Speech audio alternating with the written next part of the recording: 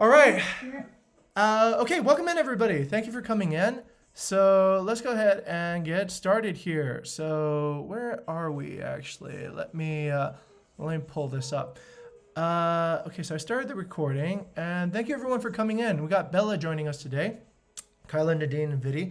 So we're going to take a look and continue our last discussion on sales and persuasion tactics. So one thing I'd like to actually just bring up real quick. So I've gone ahead and created a library of our past videos, and these are essentially resources that are available to any new member or anybody that you think should actually learn some of this stuff. So it's all available on our Bukit Vista Careers channel, and it's organized according to this playlist called the sales chapter. Okay, so we have that resource available, and please encourage new people to use it. Yes, it is definitely a good thing.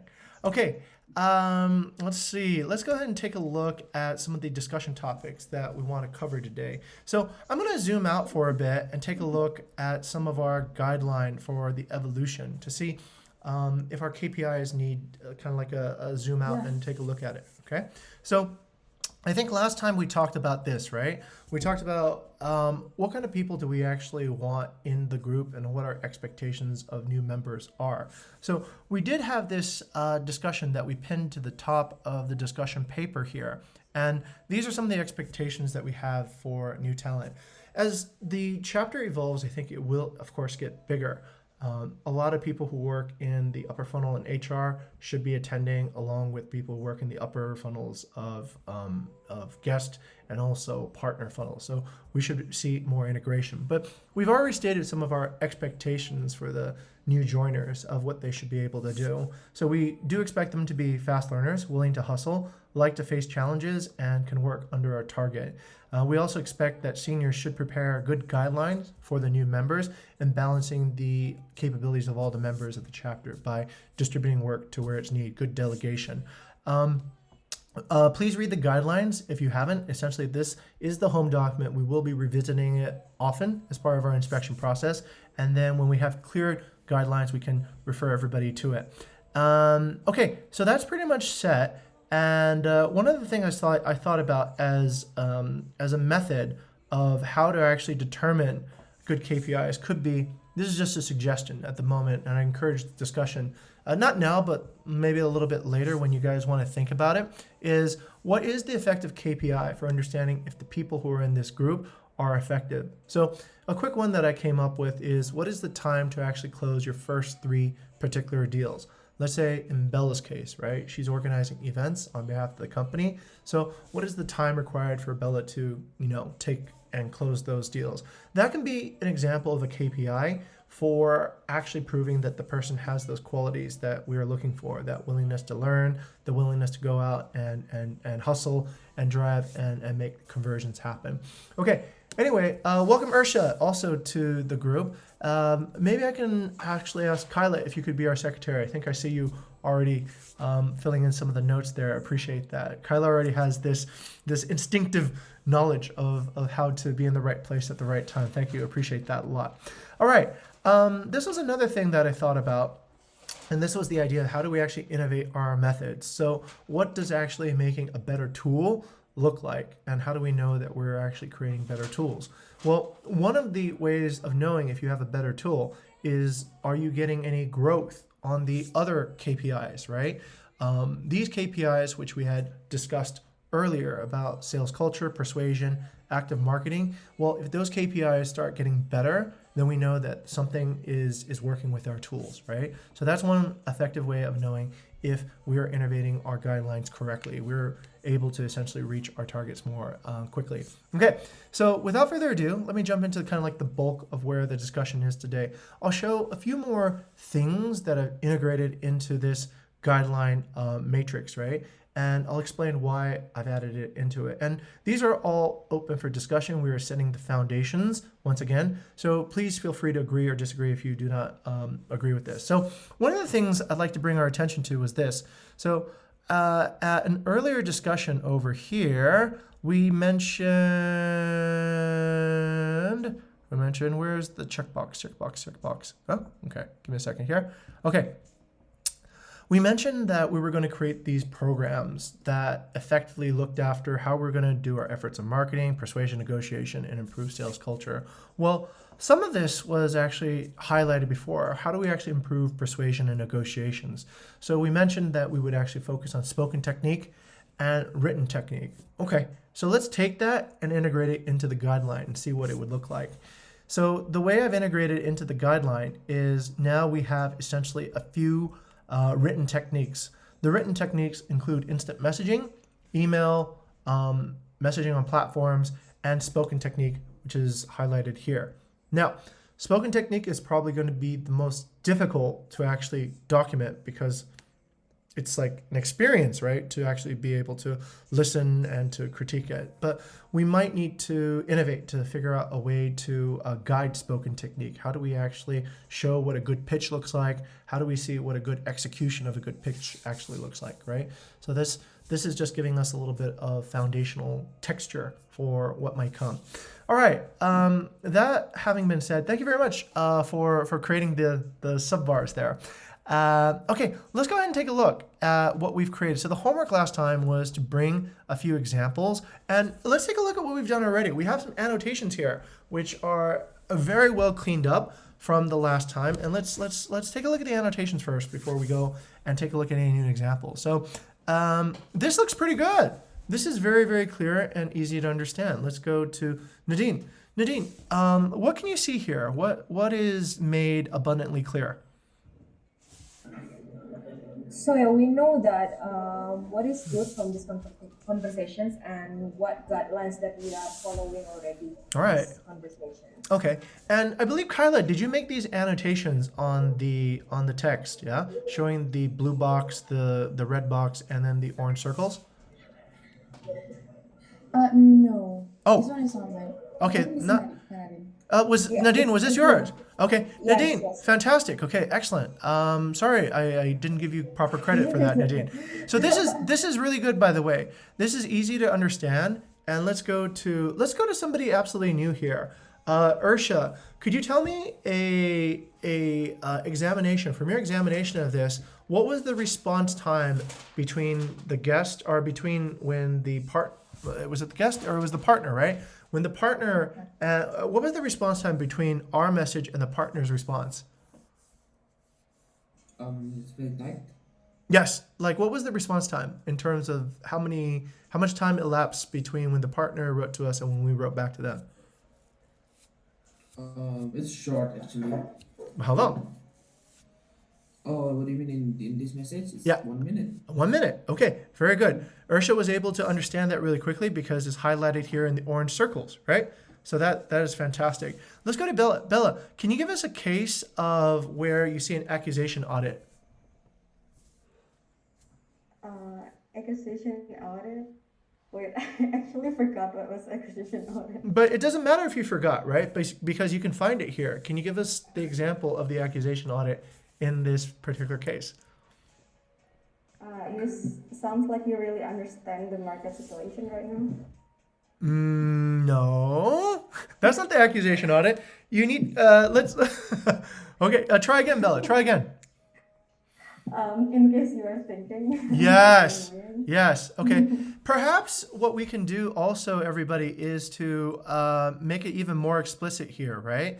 What I'm thinking as a guideline for our guidelines is if we let's say label or highlight these particular regions in the particular color that we mean, perhaps that might make it even easier for somebody reading to understand. Okay. So that's just a small little tip. But Bella, if you had no idea what an accusation audit was and you looked at this, would this give you a clear idea of what it means? Yes. Okay. Kinda. Okay, kind of. So then this brings up the other question, which is you might not have the full context yet for understanding accusation audit. Is that correct?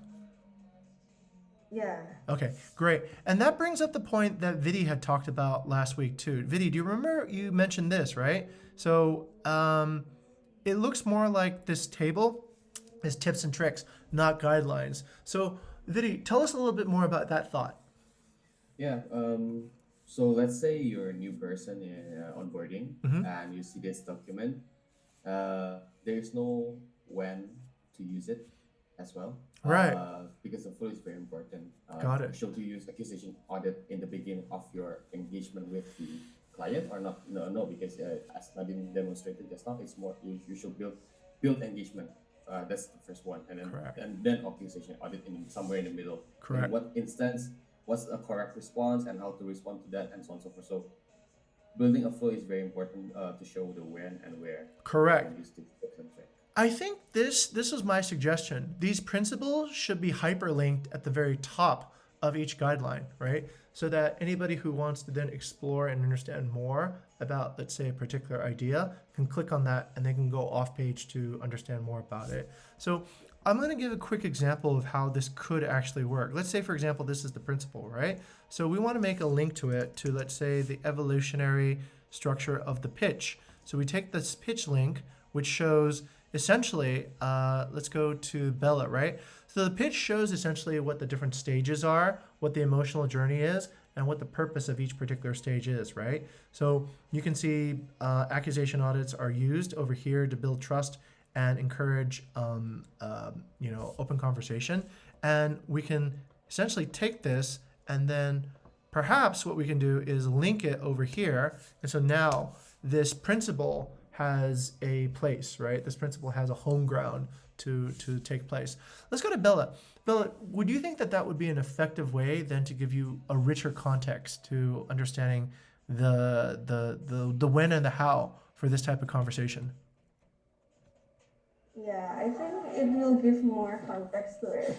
Okay, all right, fantastic, very good. And there's also videos too as well. So there's reference videos and oh yes, let's go to Kyla. Sorry, I think what Pak Vidi means is that in the guideline, in this kind of example, sometimes people just want to go straight away to see when and where factors Right. to click on a document. So I was thinking about putting just simply as when factors in the somewhere below the example, like example 1 and where to use. Okay, so more richness right here, yeah? Like Yes. when is the best time? Okay. When this should be used, and what other guiding questions can we put in so that people have like a more rich understanding? So the when, but what else would be there? What is the expected Okay, response? expected response. Okay, anything else, Vidi?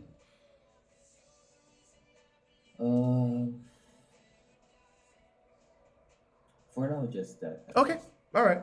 Let's put it there. Bella, if we had those two questions, would that give you a short and more informative idea of when are those two most important questions that you would need to know in order to be using this guideline correctly?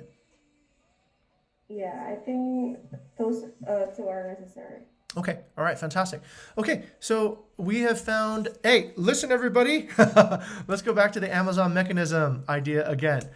Perhaps we have spun the wheel again now. So let's determine if we are in a new iteration. So Nadine, where are we now potentially? What part of the cycle are we in now, Nadine? We're kind of doing the inspections of our guideline as well. And what does the inspection now give us like a idea that we might need to do? Improvement Of the the outputs of the outputs. no, not improvement of the output, right? Improvement of the Wait. The user. what'd you say, babe? User. Not the user. Not improvement of the user. Future user. I think it's the improvement of the tool. Vidi's right. It's improvement of the tool. Because remember, everybody, this guideline here is a tool. Okay? Let's actually speak about this in a. I know this is fundamental, but let's speak about it in a way that kind of like goes down to basics, right? So what is a tool? A tool is something that we use to produce consistent results. A tool is something that we give to a person with not very much training, not very much knowledge, so that they may produce consistent results, right? So if you think of, let's say, for example, let's say you're harvesting rice, right? And you need skill and effort to be able to use a changkul, or babe, what is it called? The thing that you use to harvest rice with? The Subit, okay? So you need a subit, but you need to learn how to use it, what the right angle is. But let's say, for example, we gave you a tool. We gave you like a weed whacker thing. So it's just a stick with a really high flying, like, blade on it. You don't need any skill to use it because it's powered, and you can cut down a lot more rice in a more consistent way in a shorter amount of time. So that's what a tool is, right? So this is what's purpose for the chapter is it's a tool, right? It allows new people to come here and old people to come here and improve their results to be more consistent and use less effort. So they don't need to guess. They don't need to oh, what should I say in this case? They just kind of can see it, right? This is the correct way. Okay.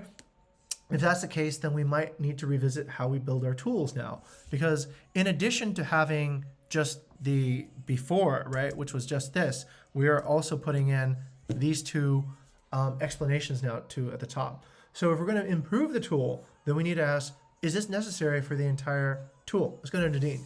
Nadine, do you think that all these examples should have when to use and expected response? Yes, it's necessary, but I think it's also important for us to have to create the learning flow. So if I have a new member, I wouldn't directly show this paper Right. to them. Right. They need to understand one particular paper about what is acquisition audit, what is labeling, and then for the execution letter, they can just look at this paper. Right. Yeah, that's why we need to create the learning flow. Nadine, that's actually brilliant. That's actually brilliant. Because if we did that, then that would make our tool more simple to use, right? So when you pick up, let's say an iPhone, right? An iPhone doesn't have a manual on it, right? There's no long explanation of this is how you use it, press this button to do this. It all kind of works intuitively. And the really great tools in life should work without having to study too much about how to use them, right? So ideally, you would have learned that beforehand, and then when you come to use this tool, you already would know how to use it. So let's set the expectation then. Let's make some decisions, everybody. Should the expectation be where we write the information on the tool itself, or should the expectation be that by the time somebody has arrived, they already know the basics of sales and persuasion, and that material should be already provided? Let's go to Vidi. Vidi, what do you think?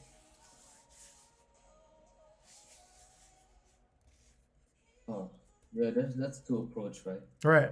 Mm, I'm just thinking about how I usually learn things, whether I know the definitions first or the flow first. Right.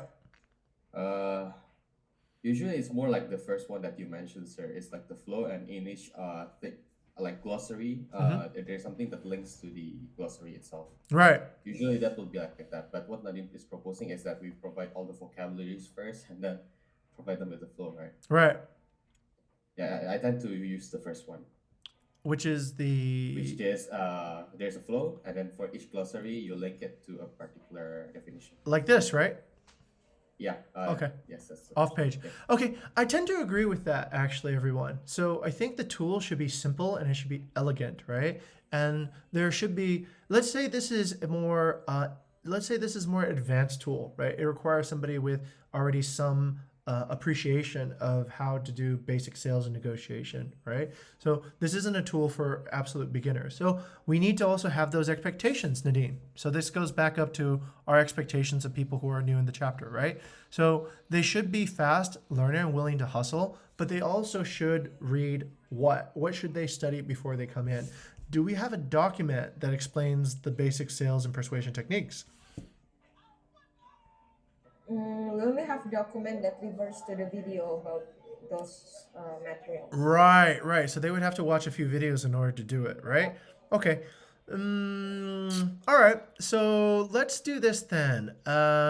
Let's keep it to this level. Ursha is like a good example. He's brand new here. He hasn't seen much yet. Ursha, do you know what an accusation audit is at the moment? Yes. Oh. Kinda. Okay. The workshop. Okay. Yeah. Oh, you did a workshop already, yeah? I was there as the operator. Oh, right, right. Okay. All right. Fantastic. Okay. So let's assume this then. Let's assume anybody coming in should have basic knowledge of sales, right? We'll just put that in. Any new member should have. Oh, okay. All right. Kyla will we'll put this on the document here. Basic members will have new members will have basic knowledge about sales and persuasion, and so that we don't need to necessarily go into too much detail here. Okay, all right. So once that's there, then let's take a look. Okay, thank you for making all the adjustments here. I really appreciate that. That was really fast.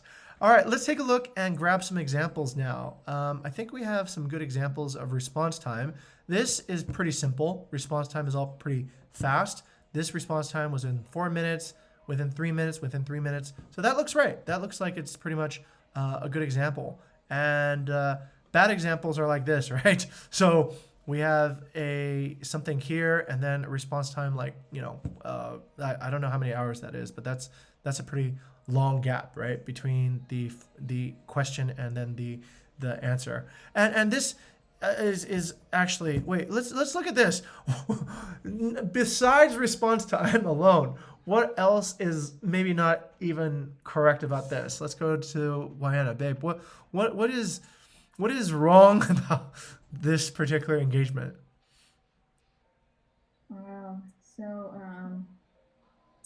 it didn't answer like the post message. It just a question to a greeting, because like the connection is not there. Right. So I think this one is Nadine's case, and thank you, Nadine, for being transparent and showing off some of the things that don't go well, right? By the way, I want to give you a core value recognition. Nadine, did you post this yourself?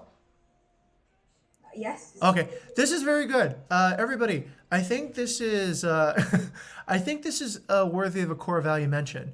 We're not perfect, right? None of us are perfect. So if we want to get better, I think it's better that we acknowledge some of our things we're not great at, right? And not try to hold ourselves to standards that are deceptive, I think, okay? So I think this is a good case, Nadine, of being transparent, of showing not just where you're doing good, but also of where not to do, so that other people can learn. And this is things that I think help us understand how to fail.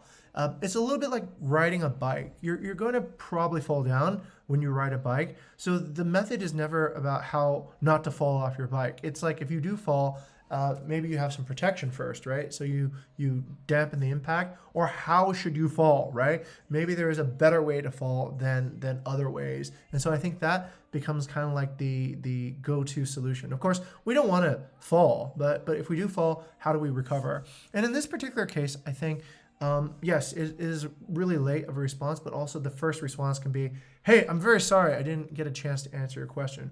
Or it could be even you call them back in the morning as soon as you get a chance, right? So that way the balance of the conversation is restored in a way. So they wrote you something, you call them back. It tells them that you're paying attention, that you really care about them, right? So how you respond back is pretty important in these particular cases if you do have a late response, okay? Okay, good, super late response, and it's a low engagement type response too as well. Let's take a look at, this one. Kyla, okay, tell us a little bit about this one, Kyla. Okay, cool. So this is basically, I think we have already discussed this. Oh, we covered this one already, yeah? I didn't help me doing the block. Oh, okay. All right. Thank you for reminding me. Sometimes I have, as Vidi will attest, my memory isn't perfect, right? So thank you for covering that part. All right, let's go down and see if there's any new examples here. Let's go to Nadine first. Nadine, are there any new examples that you would like us to examine and see how they're working? I think we covered it all already. Covered it all. Okay. Yes. This one? Yeah, we covered. Okay. It is the first one. Okay. All right. And this one? And yes, that's Okay. also the second one. Okay. We had. Very good. Let's see. What about this one, Vidi? Have we covered this one? Oh, this one, Vidi. Yeah, we haven't. This one's new, yeah? Okay. All right. So let's see. Untuk tamu yang dari agents sudah kami. Okay. Vidi, tell us a little bit about this context. So, as a context, basically, I believe that there is a guest trying to book for a certain price, and then Bu Lily tried to negotiate for a higher price, comparing her property to other Nusa Dua properties. And in this example, is only what I wanted to demonstrate and highlight is the current relationship with the client that we're talking with, whether it's like a brand new client or someone we already know, we know Ooh. the persona and so on and so forth. So what it's a bit of sweet talking in the second bubble Okay. that I mentioned to gain more that appeal. We know that she wants her property to be prioritized, to be marketed. So that's what we also mentioned. I think Nadine is fully aware of Bu Lily's characteristic as well, and this is how he usually talk to Bu Lily to appease to her. So in this context, why is it successful is because previously, before I chatted her, she still want that price, and then I decided the team asked for help from me to talk to Bu Lily, and when I just mentioned that, this is actually the first message, and then she just directly said, "Okay." Okay. She just wants us to like talk to her. Okay. Got it. Okay. But does this use any type of persuasion Yeah, and yeah. negotiation It's just techniques? about the relationship. When to use where. Okay. Let's go to Nadine. Nadine, how would you analyze this and how could we incorporate this into the guidelines so it is followable? I think it's about knowing who is your client, who is Mm, your lawan bicara, and right. then after you really know about the persona, then you get to know what kind of approach that would be working to deal with these people. Okay. I think that's the thing that also, and also showing it's a tactical empathy as well, right? Hmm. To show that you understand their concern and then make them feel heard, make them feel understood. Yeah, I think that's the key for living. Okay. Could it be making things personal, right? And thinking about Yes. how to personally address a particular counterparty so that you are communicating, so that there is that exchange. Okay, great. Let's go and try to learn some tactics from Vidi. Vidi, what is the tactic here? What is teachable? What could you? Usually, this is what I teach to the BI pricing team because Mhm. I've noticed that a lot of them actually do not include logos. It's more like they're asking what's the price as opposed to giving a recommendation of the price and why.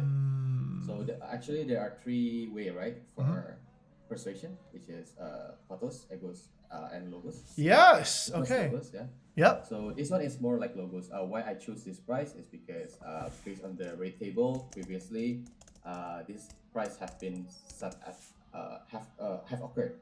Mhm. So that's why it's logical to have this price right now. Okay, very good. So Vidya has actually mentioned a new concept that we should take a look at, in fact, and thank you for introducing this new material to the chapter. So those ethos, pathos, and logos, right? Or is it ethos, pathos, and logos? Okay, Yep, correct. so this is actually pretty interesting. Ethos is based on ethics. So this is based on credibility, trust, authority, right? Pathos is based on emotions, and logos is based on logic, reason, and proof. Most of the persuasion techniques that we have seen related to, let's say, Chris Voss, is based on what exactly, Nadine? Is it based on ethos, pathos, or logos? Pathos. Yes, it's based on how you feel, right? Mirroring, labeling, tactical empathy. These are definitely around emotions, okay? So Vidya is going around logos, which is around logic, around, okay, this is why this actually makes sense for you. So I think this is also really important too as well. This can be a type of discovery. So if you discover which particular combination that your counterparty prefers, right? Then you can know which approach is probably going to work better. If a person is very logos, then using a pathos approach Yeah, correct. probably doesn't work, right? It's like me trying to talk to Vidya and Lilith using pathos. It's just so hard, right? Yeah, Um, it's going to be hard. Like one of the partner case is Claire. Claire, she is very logical. yes. So if you you can't approach Claire with it the same way you approach Bulili with like big words and all that stuff. It's very difficult. Yeah. Very good, very good. Claire is very logical. Claire is very logical because she's a business leader. She's a businesswoman. She knows. Actually, Bulili is too, which is funny, right? But I guess they're in different businesses. Bulili tends to be more in the I think the pathos business, right? The business of nightclubs, spending, luxury, glamour, right? And Claire tends to be more in the probably logos and ethos type business, right?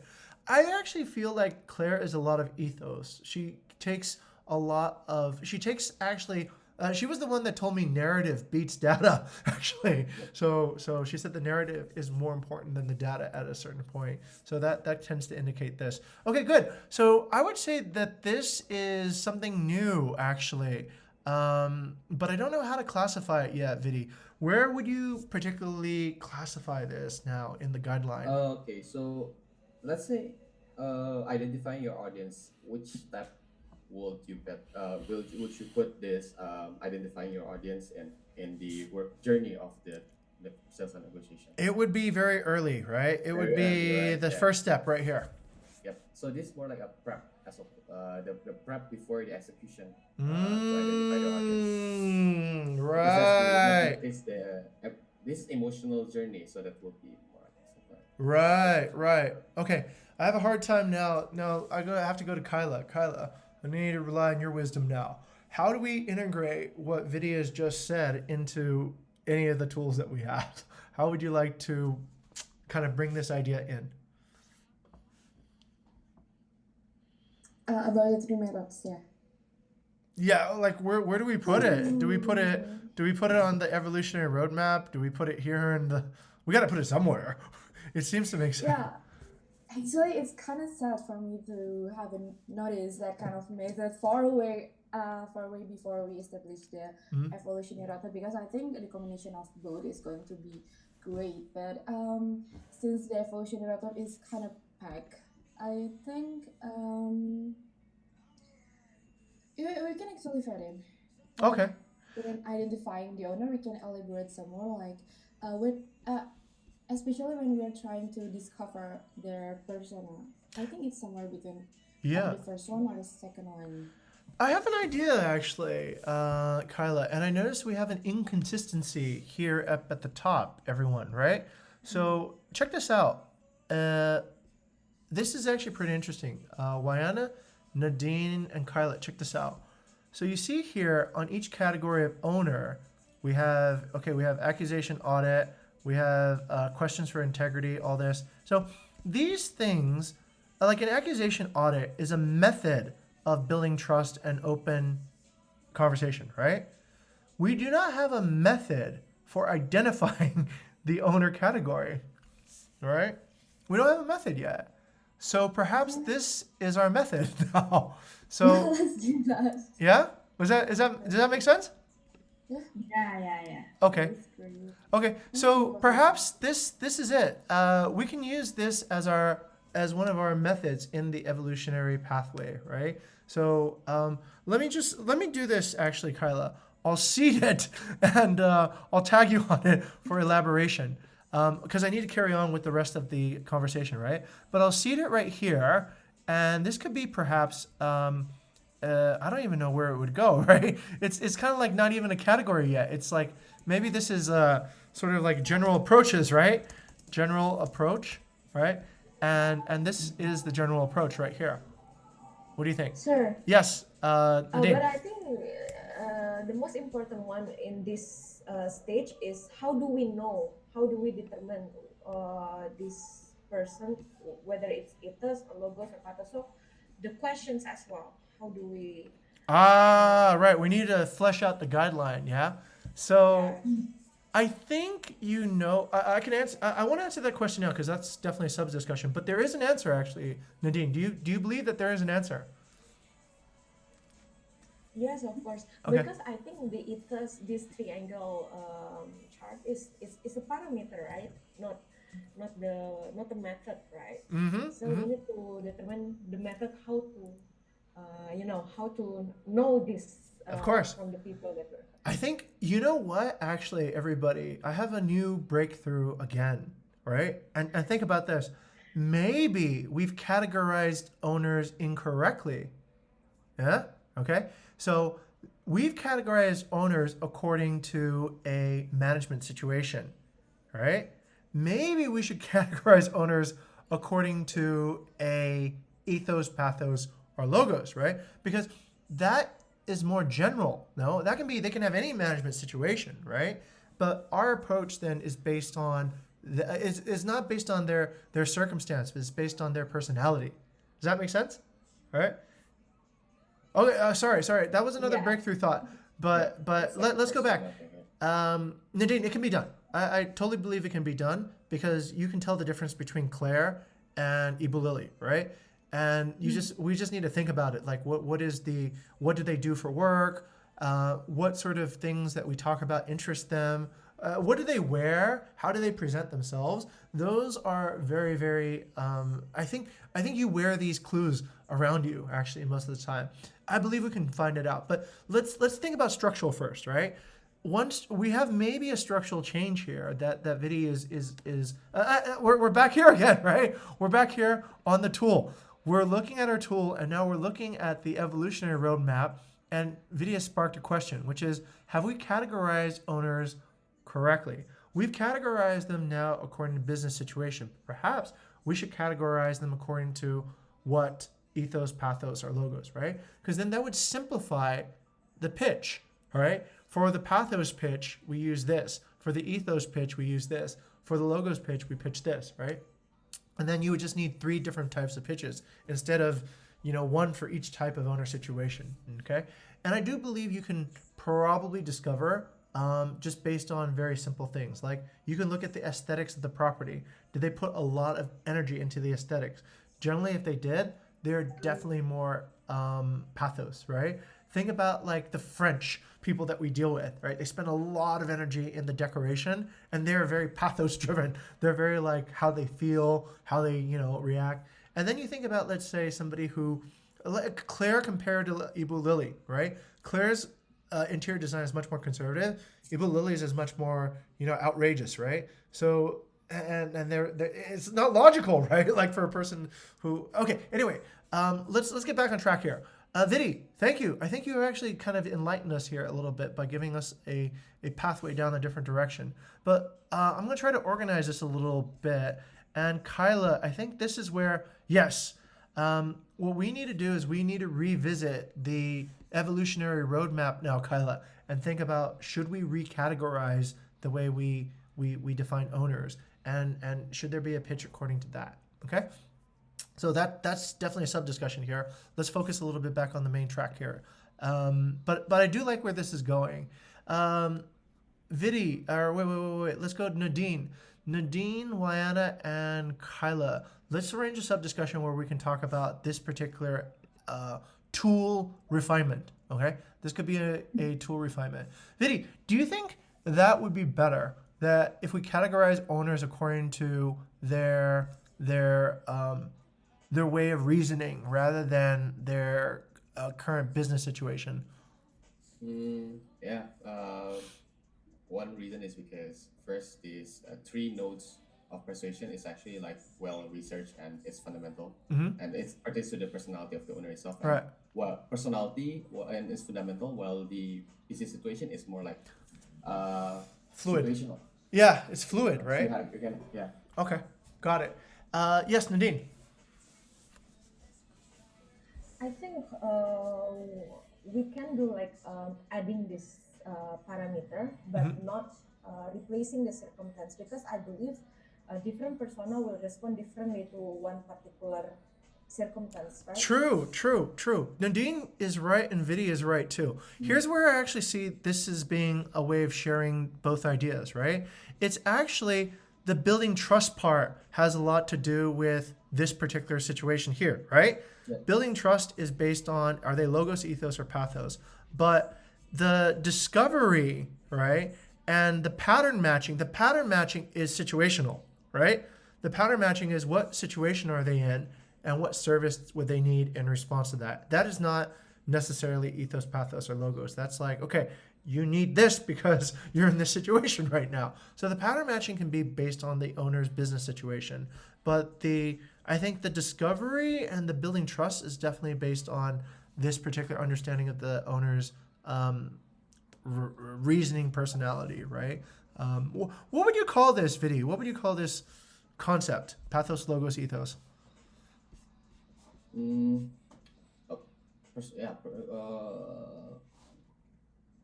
Yeah, it's more like personality because you would say it appeals to the ethos, it appeals to the logos, right? Okay. We'll say that that's a personality mapping. Um, Actually, to be honest, I wasn't sure when I said this. Discovery.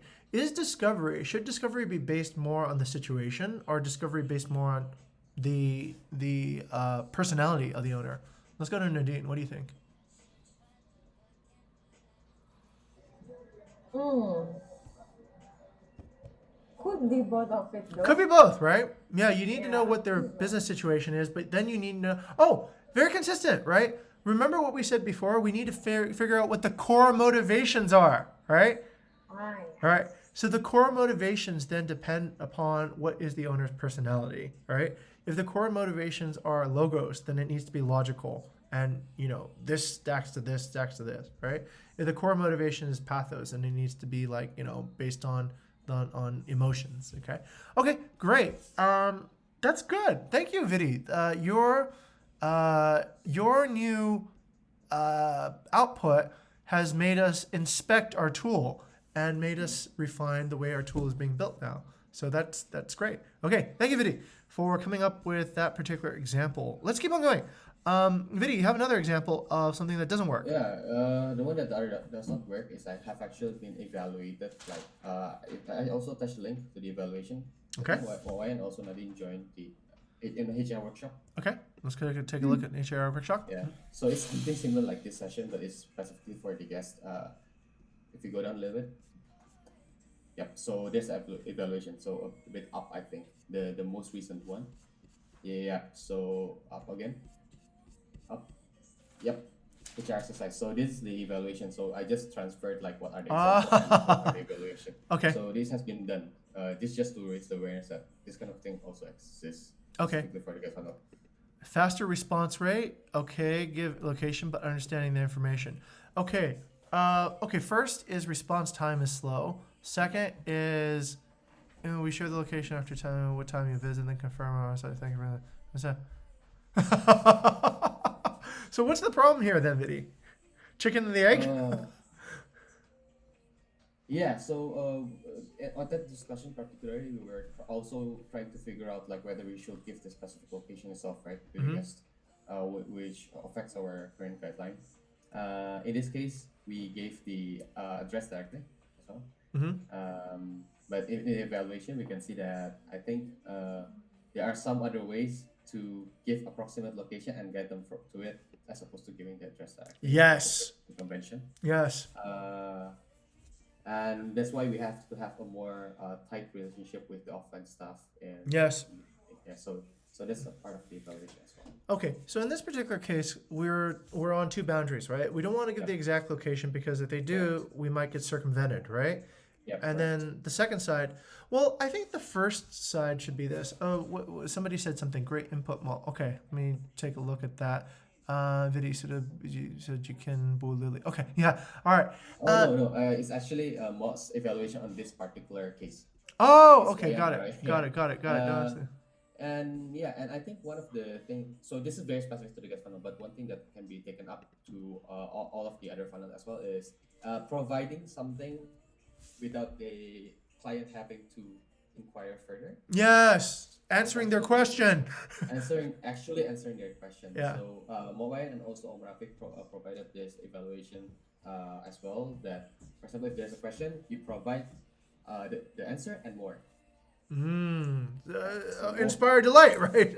Yeah, correct. Okay, this is good.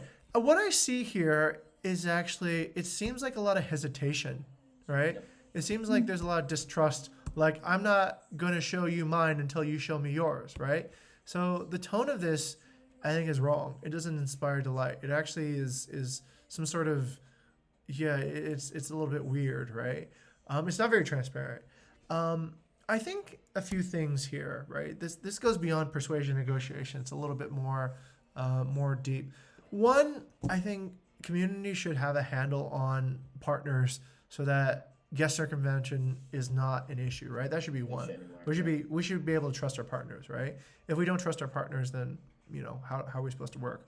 The second thing is, okay, if we don't want to be specific for other reasons, for privacy, for whatever, then I think we need to be helpful. We can say it's 100 meters away from this landmark, right? Or it's within 1 minute from this particular location, okay?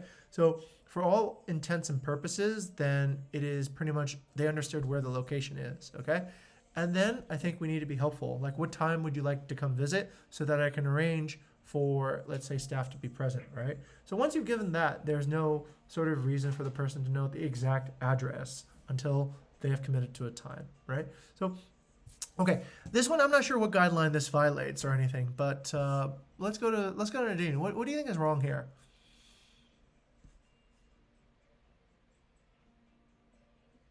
This is the same case, right? Right. Oh, actually, wait, we just put what Wayana said here, right? So wait, babe, Correct. okay, let's do this then. So this goes into a, oh, okay, is this instant messaging, Vidi? Yeah, this is a message. Okay, all right. Let's go ahead and put this as a bad example then, right? So we can put this down as example number 2 as a bad example. And babe, would you be okay to cover this, right? Can you screenshot this and then put your explanation here in the guideline tables over here, yeah? Okay. Okay, all right, great. So example 2, and Kyla just tag Wayana, and then she can put her bits and pieces over here. Let's actually go over and take a look at some more examples. All right, let's see. Oh, okay. So then, all right, here.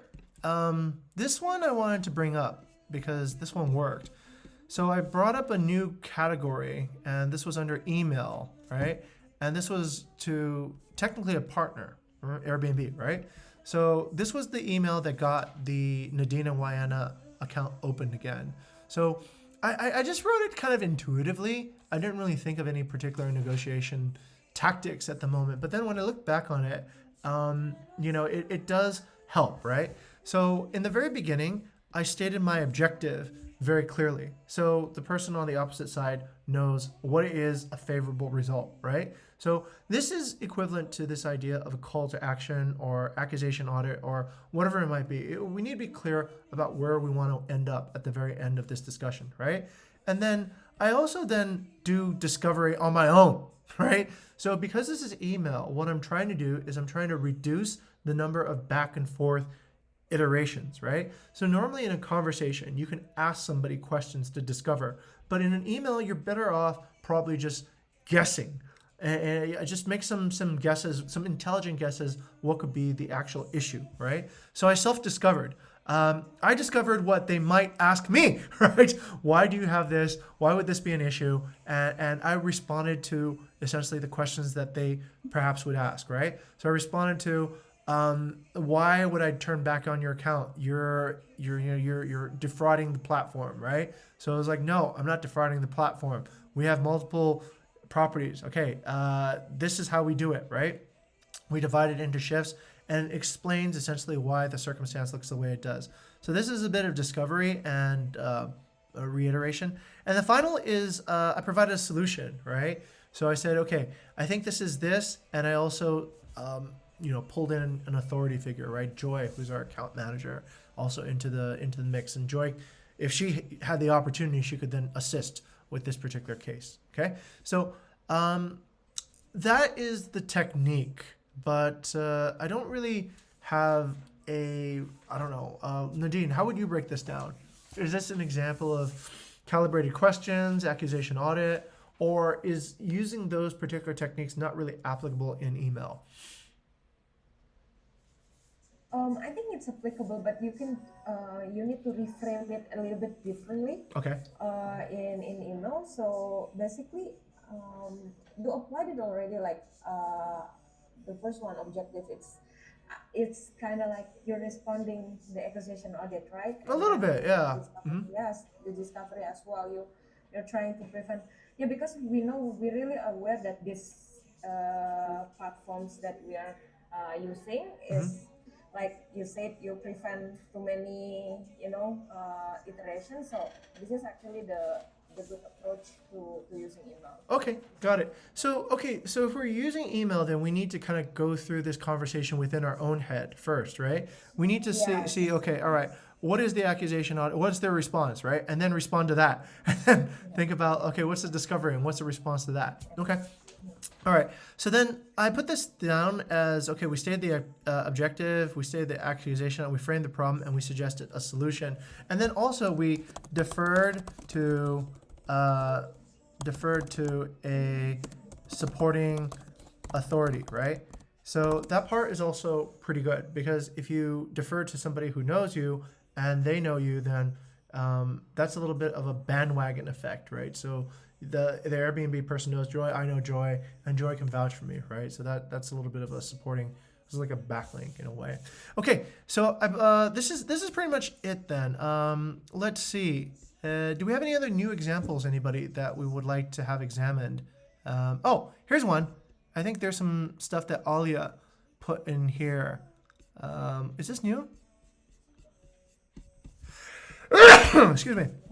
Yes, we haven't discussed about that. Okay, fantastic. All right, we got about 5 minutes here. I wonder if it's enough time, but okay, we'll give it a shot. Okay, so Alia put this inside. Okay, let's see what she said. This is a working example. Okay, Alia said, great. Okay. I'm not sure about this. Oh, oh, okay. All right. That is pretty good. That is actually a pretty funny idea. I think that's a good idea. Let's go to Vidi. Vidi, what do you think about that idea? Could that be in the guidelines? You mean this particular thing as well, or the structure? The example. This particular thing, I guess, right? Introducing yourself. Introducing yourself should be in the guideline, right? Already. I don't know. Like, do we mention it anywhere? I don't think so, right? Yeah, but it's fundamental. You have to introduce yourself first. No, I've seen a lot of people not introduce themselves. I know, like most sales that come to me through LinkedIn do introduce themselves at least. Oh yeah, let's see. Let's go to Ursha. Ursha, have Is you it cultural or something? Have you introduced yourself always when you approach new groups for outreach? Definitely, yeah. Okay, Bella, have you ever approached without introducing yourself, Bella? No. Okay, all right. So it's cultural. Okay, so if it's so, maybe make it cultural. Okay, if everyone knows about it, then we won't put it in as a guideline. Okay, so it's so fundamental. Let's just say it's obvious then. I think I've seen cases where people didn't introduce themselves, but okay, all right. Let's assume everybody does it then. So that probably doesn't need to be in the guideline. Words of gratitude after a partnership is over. This is interesting. Okay, this is pretty cool. So let's go to Bella. Bella, what do you think about this particular idea? I haven't read it, but I think that's something that's necessary. Like we need to make like the template for this gratitude message so that it can be like the same for every event. Excellent. It will be easier for us as well. That's actually something new. I don't see. Do we do that actually? Nadine, do we thank somebody at the very end when they sign up for their business? Do we say, "Hey, thank you for signing up"? Yes, yes, I do. Even when we just finish the preaching, I will send gratitude message. Okay. Let's go to Ursha. Ursha, have you thanked everybody who, let's say, has successfully joined Bukit Vista as a partner? Actually, actually still new, and I haven't over with any program. Yeah, I guess I haven't do anything like this thing. Okay. I feel like this should be inside because it could be a mistake that some people make. Vidi, what do you think? Should this be in the guidelines? Yeah, the thank you, I think, could be in the guideline. And when? Okay. Like only if they sign up, or if they even refuse, do we have to still thank them? No. Okay. Let's go to Nadine. Nadine, what do you think? Should we express gratitude for people who refuse us? Oh, it depends, right? Yes, but I always say that, but I include the elevator pitch to be sent. Hey, actually, Nadine's right. Actually, it's right. I think it's good to thank everybody, right? Because remember, we have a long-term vision about this. A no could mean no today, but yes, maybe. Delayed, yes. Yeah, delayed yes. All right. So there's no no's. There's just not yes yet, right? So okay. Okay, that's a good one then. Maybe we can put that in. All right. Let's go to Kyla. Kyla, where would we fit that in? See, this is where it gets kind of complicated, right? And it goes back to this is where it goes to what Vidya was talking about before. Do we organize this by channel or by principal? That's kind of tough now, right? Because we're currently organizing by channel, but this is more of a principal. Could we have a hybrid model, Vidya? What do you think? Could we have, Hybrid model? could we have both? Oh, hybrid model. Yeah. Could be.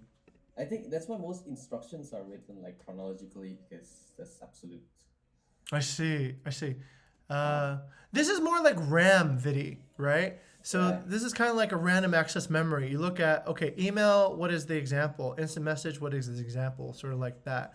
The chronology is more like this, right? This is like how you evolve through a Yep, pitch, yeah. Okay. Looks like we don't have enough time to necessarily address it. But let's do this then, Kyla. Let's put a note. Let's do something. Okay, let's do good is better than perfect, okay? Good is better than perfect. So what I'm going to do is, right, just thank you. Gratitude, right? I know it isn't consistent now because we have a principal instead of a channel. And let's go ahead and put that under that section. And Kyla, since Alia isn't here, could you just go ahead and put it under a example of good gratitude for a potential partner, right? So I'll go ahead and tag Kyla there. Please put Alia's example here. Okay, we're already out of time, but next week, same thing again, everyone, right? Please bring a new example here. Okay, so let's see. Please bring one example of something that you think could be a incidence of a guideline or something that violates a guideline, okay? It can be in guest communication, partner communication, or employee communication. All right, everyone? Okay, that's pretty much it. Thank you, everyone, for coming in. Just before I close, I felt like this one was a little bit looser than previous ones. Let me get some quick feedback. Nadine, anything else we should cover today before we close the session? I think this is already good. We need to settle down the guideline first, right? So, Yes. Okay. Yeah. Yeah. So we'll need to do this. We'll need to go back at this particular guideline with you, Liana, and Kyla, right? To think about how to categorize owners, because this is a new inspiration that Vidi put us to, right? So that part we'll need to do follow up on. But okay, let's go to Kyla. Kyla, anything else that we should cover today? I think next week we have to kind of decide the kind of guideline that we want to make. So if it's chronological or is it random access memory or really just to sort it out. Okay, let's go ahead and put that too as a potential decision we need to decide by next week, right? So we need to decide. Oh wait, that's already brought up here, right? So wait, where is it? Where is it? Where did it go? Burp. Did it? Oh, here. Okay. So this will be an urgent discussion that we look at next week. Do we categorize this by principle or by communication channel or by chronology? Okay. Okay. Babe, anything on your side? I think everyone's already said it. Yeah. So when we have decided this and an issue, I think so with the direction to go. Okay. Because this is now we kind of like in discovery, like on along the way we find this and along the way it's a good thing. So we can choose like which direction we're gonna go. Right. But for the next step, we'll choose. Definitely. Yep. Direction based what we discover. Yep. We're looking at the outputs right now, and based on the outputs, it looks like our tool is getting kind of imperfect, right? So it's time to think about how to make the tool better. All right, great. Thank you, everybody, for coming in. Thank you, Ursa and Bella, for also joining today. Hopefully this will be useful for your sales and negotiation work this coming week. Have a great week, everyone. I'll see you all later. Bye-bye. Thank Thank you, you, everyone. everyone. Thank Alright. you, sir. Thank you, everyone.